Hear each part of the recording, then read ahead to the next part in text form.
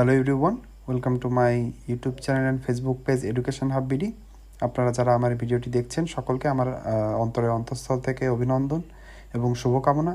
আপনাদের এই অফুরন্ত ভালোবাসায় আমি আপ্লুত। আপনারা সকলে আমার ভিডিও দেখেন এবং আমার চ্যানেলটি সবাই সাবস্ক্রাইব করেন, তার জন্য অনেক অনেক ধন্যবাদ। যারা এখনও করেননি তাদেরকে আবার বলবো যে আমার চ্যানেলটি সাবস্ক্রাইব করবেন, তাহলে শিক্ষক নিয়োগ সংক্রান্ত, প্রাইমারি নিয়োগ সংক্রান্ত এবং বিসিএস সহ যে কোনো চাকরি পরীক্ষা সংক্রান্ত যে কোনো নিয়ম, যে কোনো টিপস ট্রিক্স সব কিছু আমার এই ভিডিওতে পাবেন। একটি চ্যানেলে আপনি সাবস্ক্রাইব করলে সব কিছু ইনফরমেশন আপনি একটি চ্যানেলের মাধ্যম দিয়ে পাবেন।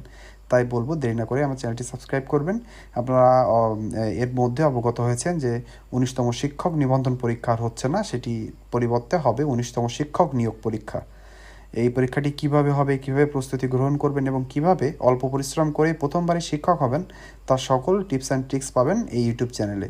তাই দেরি না করে বলবো, আপনারা যারা 19তম শিক্ষক নিয়োগ পরীক্ষার জন্য প্রস্তুতি নিচ্ছেন বা প্রস্তুতি নিতে যাচ্ছেন, তারা এই ভিডিওটি সাবস্ক্রাইব করেন, এই ভিডিওতে লাইক করবেন এবং আমার চ্যানেলটি মনে করে সাবস্ক্রাইব করে রেখে যাবেন, তাহলে আপনাদের জন্যই হেল্প হবে। তাহলে দেরি না করে আজকে মেন ভিডিওতে চলে যাই।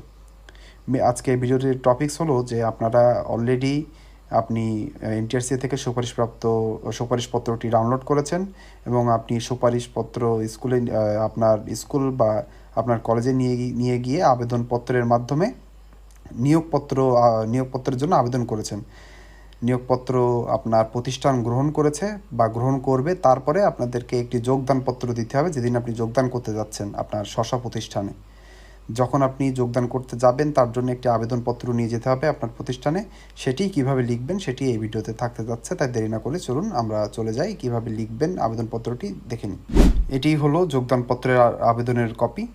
আপনাদের যদি কারোর এই যোগদানপত্রের কপিটি, এই ওয়ার্ড ফাইলটি আপনাদের লাগে, তাহলে আমার কমেন্ট বক্সে, আমার ইউটিউবে, আমার ফেসবুক পেজের লিঙ্ক থাকবে, সেখানে আমার সাথে যোগাযোগ করবেন। কমেন্ট বক্সে দিবেন যে স্যার যোগদানপত্রের ওয়ার্ড ফাইলটা আমাকে দিন, আমি দিয়ে দিব। তাহলে দেরি না করে আমরা মেন ভিডিওতে চলে যাই। আপনি এখানে তারিখটা দিবেন যে তারিখে আপনি জয়েন করতে যাচ্ছেন, মানে আপনি আপনার প্রতিষ্ঠানে যেদিন জয়েন করতে যাবেন সেদিনের তারিখ দিবেন, বরাবর দিবেন। এখানে প্রধান শিক্ষক দিবেন, না হলে অধ্যক্ষ দিবেন আপনার প্রতিষ্ঠান অনুযায়ী, এবং প্রতিষ্ঠানের নাম দিবেন এবং প্রতিষ্ঠানের ঠিকানাটা নিচে দিয়ে দিবেন। এটা গেল লেটার হেড, মানে একদম প্রথম অংশ, মাথার অংশ আপনার যোগদানপত্রের।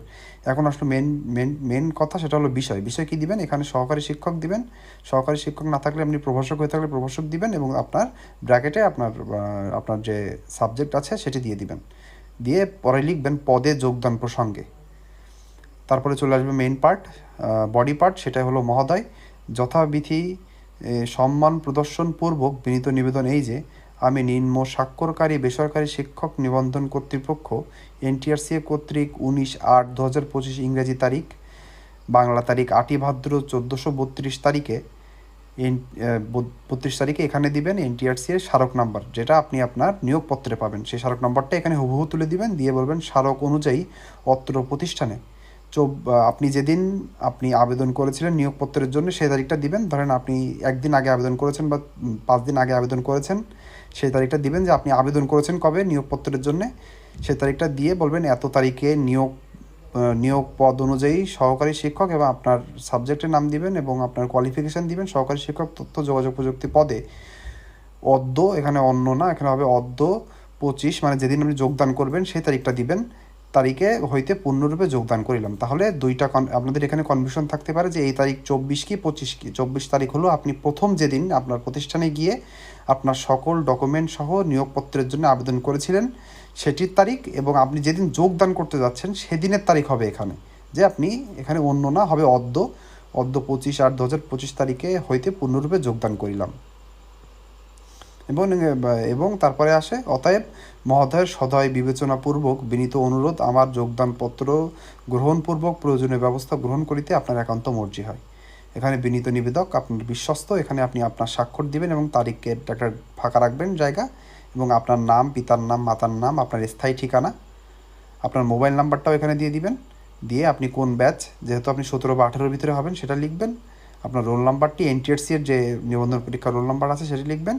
এবং এখানে সংযুক্তি দিতে কী কী থাকবে, 6টি জিনিস সংযুক্তি দিতে থাকবে। সেটি হলো, প্রথম নম্বরে থাকবে এনটিআরসি এর নিয়োগ সুপারিশপত্র, যেটি আমার চ্যানেলে ভিডিও আছে, আপনি ভিডিও দেখে নেবেন কীভাবে ডাউনলোড করতে হয়।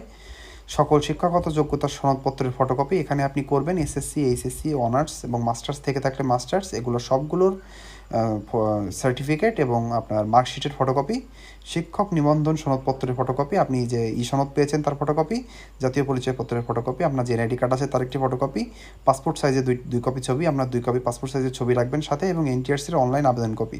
এই অনলাইন আবেদন কপি বলতে বোঝানো হয়েছে আপনি যখন একদম প্রথমে প্রিলি পরীক্ষার আগে যে আবেদন করেছিলেন, এবং আবেদন কপিটা কীভাবে ডাউনলোড করতে হবে আমি এর 2টা ভিডিও আগে দেখিয়েছিলাম আবেদন করার সময়, সেটি দেখবেন, দেখেই এই কাজটি সম্পন্ন করবেন।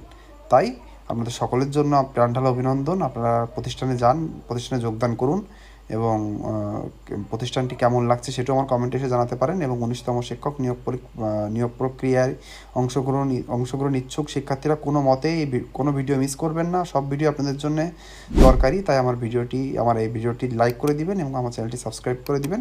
আজকের জন্য এই পর্যন্তই। সবাই ভালো থাকবেন। কোনো কনফিউশন থাকলে কমেন্ট বক্সে লিখতে পারেন। ধন্যবাদ ভিডিওটি দেখার জন্য।